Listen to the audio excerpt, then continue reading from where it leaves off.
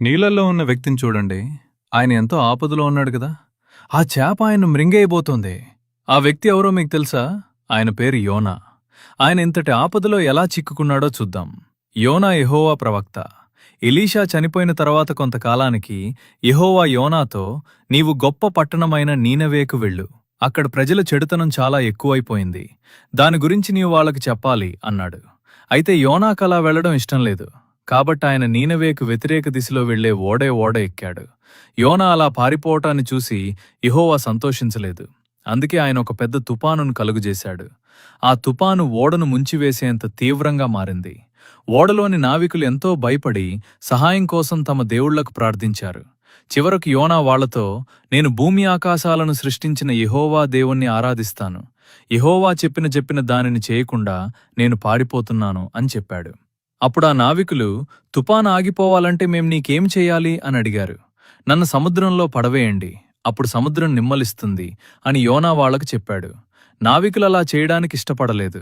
అయితే తుపాను అంతకంతకు తీవ్రమవడంతో చివరకు వాళ్లు యోనాను ఓడలో నుండి కిందకు పడేశారు.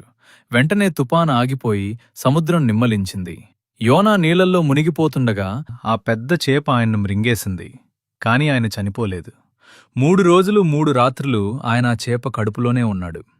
యెహోవా చెప్పిన మాట విని నీనెవేకు వెళ్లనందుకు యోనా చాలా బాధపడ్డాడు. అప్పుడాయన ఏమి చేశాడో మీకు తెలుసా? యోనా సహాయం కోసం యెహోవాకు ప్రార్థించాడు. అప్పుడు యెహోవా ఆ చేప యోనాను పొడినేలపై కక్కివేసేలా చేశాడు. తరువాత యోనా నీనెవేకు వెళ్ళాడు. యెహోవా ఏమీ చెప్పినా దానిని చేయడం ఎంత ప్రాముఖ్యమో ఇది మనకు బోధించడం లేదా? జీవితంలో దేవుని ఆజ్ఞలకు దూరంగా పారిపోవాలని ప్రయత్నిస్తే తుపానులెదురవ్వచ్చు. కాని యోనా వలె మన తప్పును ఒప్పుకొని దేవుని వైపు తిరిగితే ఆయన మనల్ని రక్షిస్తారు. శ్రమలో ఉన్నప్పుడు మనం చేసే ప్రార్థన అసాధ్యాలను సుసాధ్యం చేస్తుంది.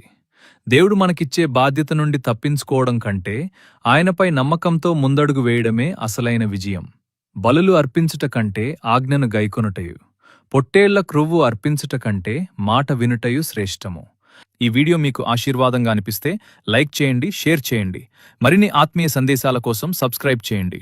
దేవుడు మిమ్మల్ని సమృద్ధిగా